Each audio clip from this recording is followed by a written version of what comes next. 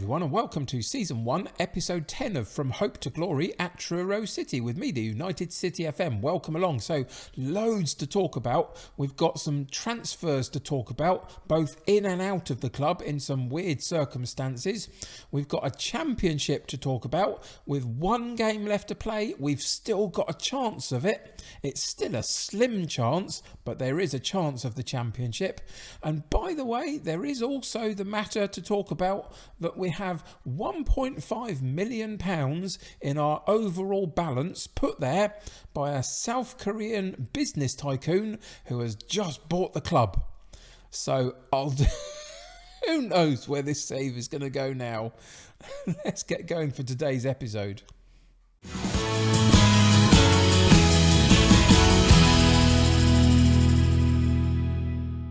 So yes, let's deal with it straight away. No faffing about. This club has been bought by a business tycoon who at one point in the negotiations suggested he was going to give me £18 million to spend in the transfer market. Now, I knew that wouldn't materialise at this level of football, and there would be no point in it because I wouldn't be able to spend most of it anyway on the players that we can attract at the moment. But the money is there behind the scenes if and when we move up a couple of divisions, potentially. So we'll have to wait and see on that. For now, what he's done is he's pumped 1.5 million into the overall balance of the club and sorted that out. Hasn't given me a transfer budget at this point. We're just coming to the end of our first season, and the wage budget hasn't been affected either. But hopefully, one or other of those two things next season will see an improvement in there. But at least we know we're not going to go bankrupt in the overall balance and cause the club a problem, which is fantastic. So we have a brand new day with a brand new owner at the head of Truro City. It's not something I was expecting or particularly even wanting. I was hoping to kind of do this the hard way as much as we can, to sort of just do it in terms of real way as possible. But if a business tycoon wants to take over, then we're not going to argue with it at all. When it came up in the news feed, I dismissed it and thought, well, that's not going to happen. And it happened really, really quickly. Within the space of like a couple of days of the suggestion that it might happen, there was a transfer embargo. We'll talk about that in a second as well. And then the deal was done and the transfer embargo was lifted. And onwards we go. So the landscape of Truro City has changed somewhat, and we do need to talk about the transfers.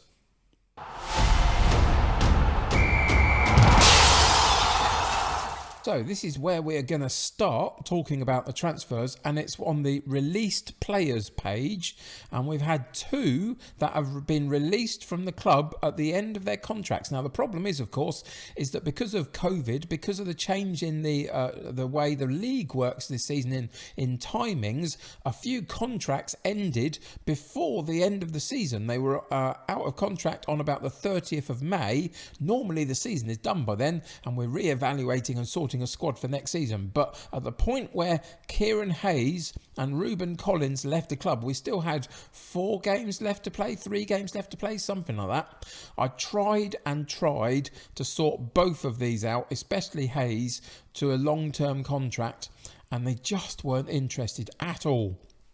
So in the end, they left the club, which is really, really disappointing. There was also another one that left the club as well, but was a periphery player. So in the end, we did have to do some transfer business, and we tried to do it as best we can in the circumstances, but the circumstances were really challenging because in the middle of it, we had a transfer embargo, and at least one of the signings that I wanted to make didn't come off because of it.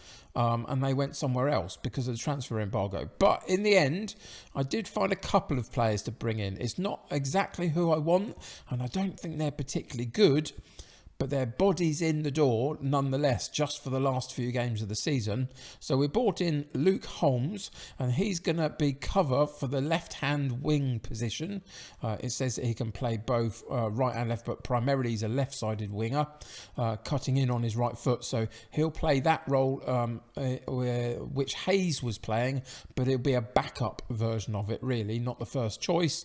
And then we similarly got the same sort of setup with this guy, Frankie Artus, and he comes in as cover for the central midfield area where we lost a player, and he's not going to be good enough again either, but he's 32 years old. He's a fringe player. He's not got any pace, but he's got reasonable tackling and reasonable work rate, a couple of other mental stats that are good, and hopefully he'll come and create enough cover just for the next few games until we get to the summer, and then we'll reevaluate. And when I say the next few games, we've already had a couple of them, and you can see that he's played in one of them but not the other. Today is the last game of this particular season, and it's a really, really big, important one. If we go to the league, you can see that we sit in second place still, but still only on goal difference. It's been up and down a little bit. We've had chances to move away from Hayes and Yedding. They've had chances, and it just hasn't quite happened. We both sit on 83 points, but because of that 10 goal difference gap between us and Hayes and Yedding, they absolutely remain the favourites, although today's game is harder for them than it is for us. They play Farnborough, who are sitting in 5th, and we play Hendon, who are sitting in 13th. Can Farnborough do a job on them for us? We'll have to wait and see on that one, but all we can focus on really is our own match.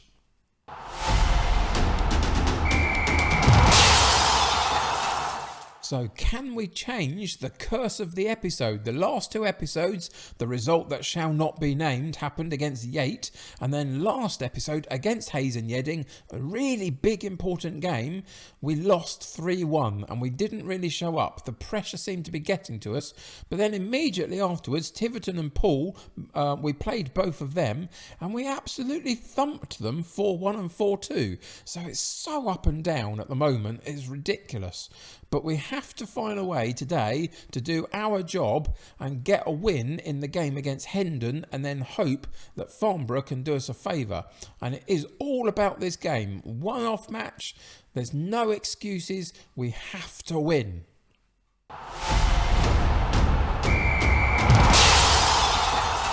So, as you can see, we've got one injury issue, and it's to Ryan Brett, who's one of our left-sided midfield players, and he's out for the next 5 days to 3 weeks, so he's going to miss today's game. That's okay. Probably wouldn't have played anyway. In the last couple of games since Harvey left and hasn't been on this left-hand side, I've tried... Hayes. I tried Harvey over there, as he's one of our better players. I wondered if he could make the most of playing out there, but he really didn't at all, and he's so much better suited to that central midfield area, the attacking one, that it's worth having our best player in his best position, I think. So instead, I've been putting the other of our attacking central midfielders out on the wide left, and you can see if we switch it around, you can see that he can play there a bit, and he's doing okay, I would suggest. He's doing particularly okay, considering that we're asking him to play out of position in some big important matches. But at the moment, it's the best option that we've got. With Holmes sitting on the bench, we can play him there, but I don't really want to bring in a new guy into the side without... at this point of the season, should I say. I want to go with Garside because he knows us and he knows the players, and we've got Holmes on the bench who can make an impact if and when we need him to. That's the plan anyway. We'll see if it works. I have trained in a couple more formations and tactics. I've got my asymmetric controlled style possession if we just need to suppress the game for a few minutes, and I've also got the sort of chip and charge wing play of a 4-4-2. Let's get it down the wings and get the crosses in early. So I'm training both of those just because we need options for us occasionally when things aren't working out. But in general terms, it's still this 4-2-3-1, route one, longer ball, direct style of play that's got us to this point. So it would be silly for us not to see it out for this season and see if it can win us a championship. So here we go into one last game against Hendon. Good luck, Farnborough. We're going to need you. But for our game, we have Hammond in goal, White at right back, Riley Lowe at left back, Murray and Richards in central defence, Allen and Rooney and Harvey in central midfield, Chamberlain on the right, Garside on the left and Neil up top with a bench of Downing, Walker, Dixon, Sangster, Thompson, Holmes and Rooney. So let's get into today's game and see what happens.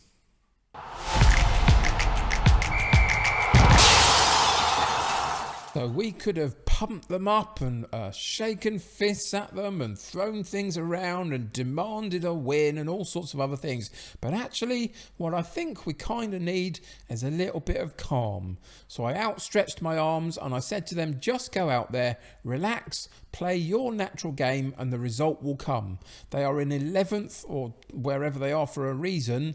We are in 2nd for a reason. Let's see if we can dominate this game, but just suppress the anxiety and the nerves a little bit, and let's see if that works for us. It might well do. We've got nothing but the utmost respect for our opponents, but we have to concentrate on our own game today. We can't concentrate on what Hendon are doing or even what Hayes and Yedding and Farnborough are doing. We have to focus on what we're doing. Harvey with a through ball, Neil through on goal, chance, and the goalkeeper just gets a hand to it and parries it round the side of the post, and it goes out for a corner kick. Can we keep the pressure on? That's the thing that we need to work on here.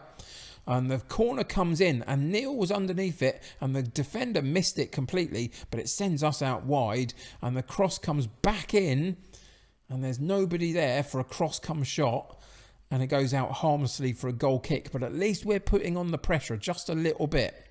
If you're noticing down this left-hand side, you'll see that a scoreline has come in from Hayes and Yedding, but I'm not focusing on that. I'm purely focusing on what we're doing in our own game. And so far, it's actually been very disappointing, really. We've had one shot at goal, and they've had 4. Haven't quite been good enough, but there's a good chance. Neil takes it away from the defender, and again, the goalkeeper gets down really low and parries it out for another corner kick. Neil's got to find a way to get past that goalkeeper. The corner from Garside, left-footed, to the far side of the penalty box, and we lose out, and look at that space open up for the counter-attack, and they didn't quite manage it. But we're not getting our shots away as much as I'd like. We've had a couple of extra ones now, just as the end of the first half approaches, and we're going to go in at 0-0. But it's still not quite good enough, is it? It's still not. In the real heat of the battle of this last part of the season, they have been found wanting at some really key moments. So what we're going to do, we outstretched our arms and we calmly suggested something at the beginning of the game. Now we're going to pump the fists and say, we're the better team here. Just keep doing what you're doing. We're going to win this. Put the confidence in them to do it. And see where that takes us for the second half. So immediately we're going to go in and demand more from them and see whether that just boosts their performance and morale a little bit. Just to get us a few more attacks at goal would be good. And if it doesn't work in the next few minutes, we're going to have to make some changes.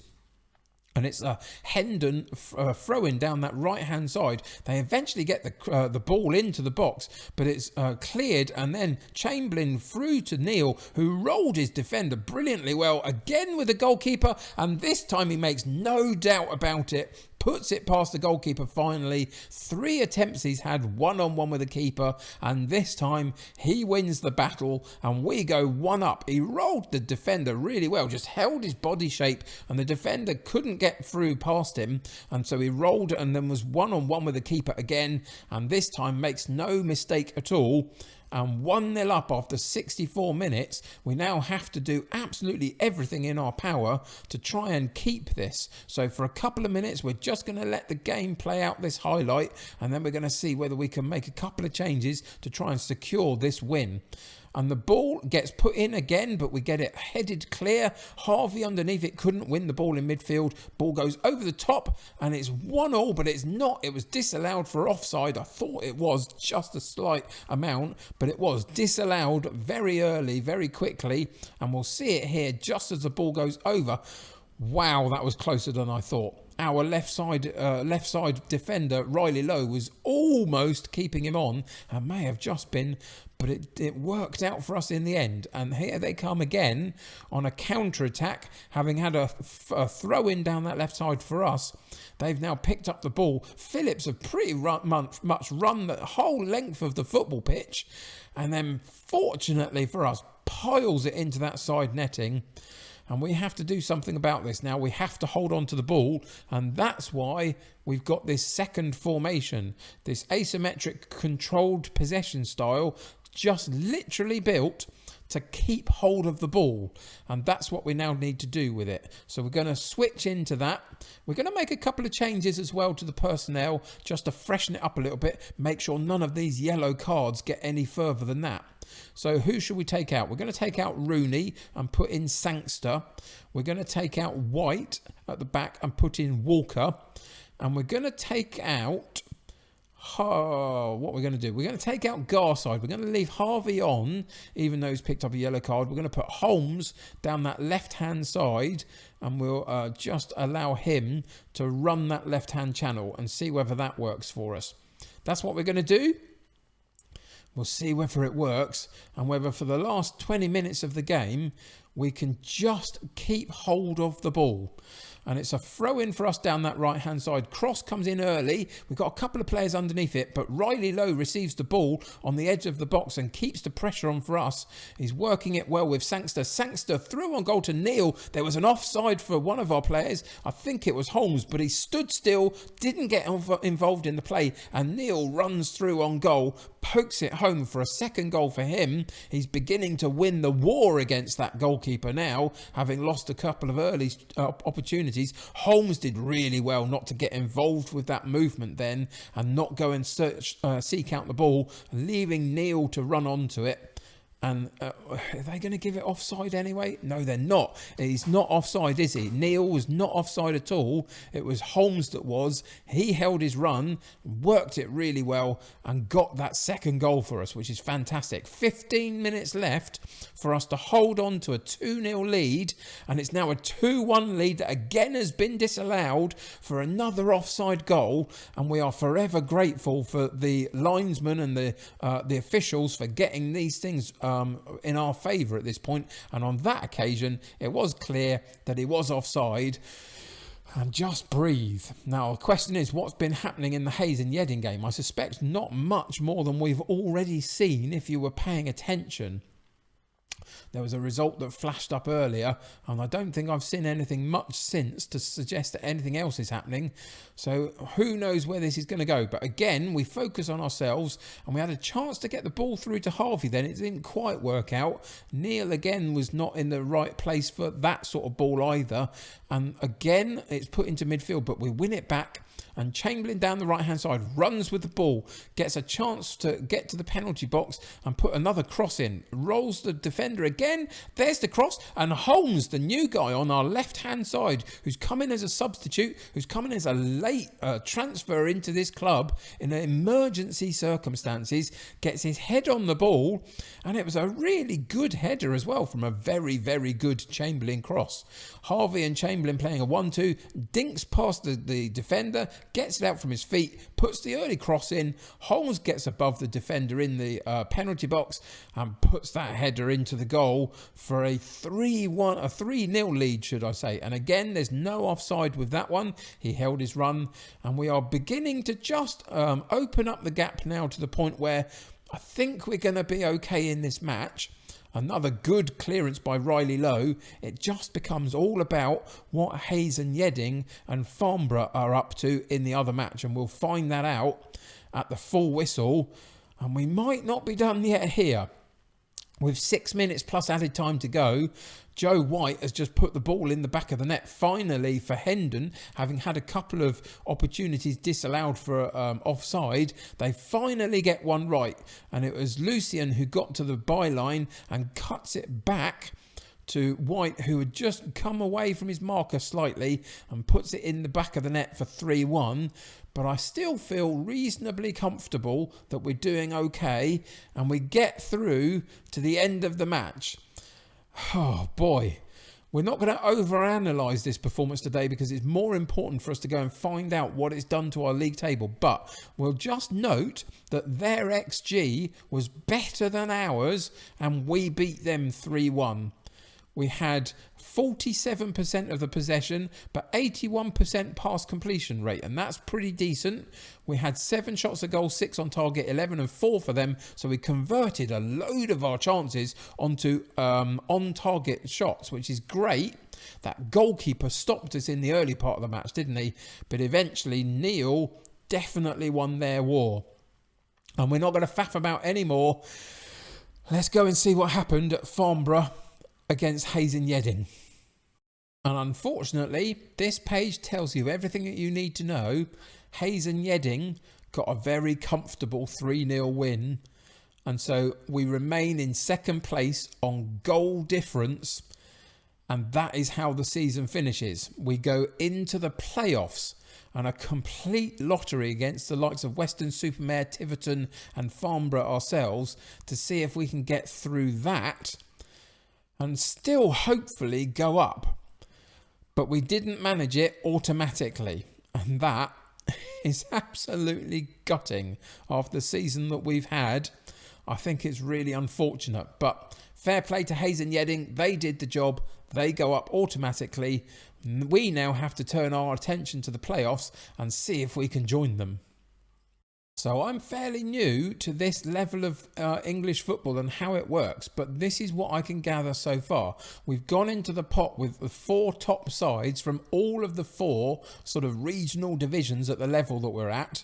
We've been randomly drawn against Morpeth in this particular round, and this is the quarter-final leading into the semis and the final, so 2 sides will then go up from the playoffs. So our half of the draw have Morpeth, Worthing, FC United, Tamworth, Folkestone, Weston-super-Mare and Hornchurch. That's who we're up against leading to this final, and then 2 teams go up through the playoffs. And that's how we're going to have to do it to get up this season. So from next episode, we're going to spend the next 3 episodes doing this should we get to the final. If it doesn't, if we go out in the first round, then we'll just move on to next season. But if we get to the final, the next 3 episodes will be the second leg of each of these games if there are legs. Let's go into the schedule and just see whether there are 2 legs or whether it's just the one. So far we've not been drawn against anybody in our schedule. I'm just going to move the game on very slightly to see how that looks. So it looks like it's a one-off game each round, so we'll be playing 1 game each episode until we get knocked out or go through, and then we'll figure out next season. So the first one up is Morpeth in the quarter-final of the playoffs, and that will be in the very next episode. So I hope you'll join me for that. There's loads of been happening this week. We've had some awful results. We eventually pulled ourselves together and got a run of form at the end of the season leading into the playoffs. Is that going to help us actually achieve our goal of going up anyway through the playoffs? We'll have to wait and see. We've been taken over by a business tycoon and had money pumped into the club. I've been given a 2-year contract because of that, which is fantastic. And now we have to figure out a way to get through the playoffs. So join me next episode for the quarterfinal. We'll see how we get on against Morpeth then. Thank you for joining me today. Great result, but one a little bit too late, wasn't it, really? And in the end, Hayes and Yedding took the title away from us. But we're still in with a shout, so let's go do this. Thank you for joining me. Subscribe to the channel if you haven't already and join my United City community. The more the merrier. Click that like button for me. Helps me get seen by lots of other people. Go and check all of the links in the description below to various people that have contributed content to this particular series. And also all of my links in the description below. Go and check all of them out. Until next time though, take care of yourselves. I'll see you very soon. Bye for now.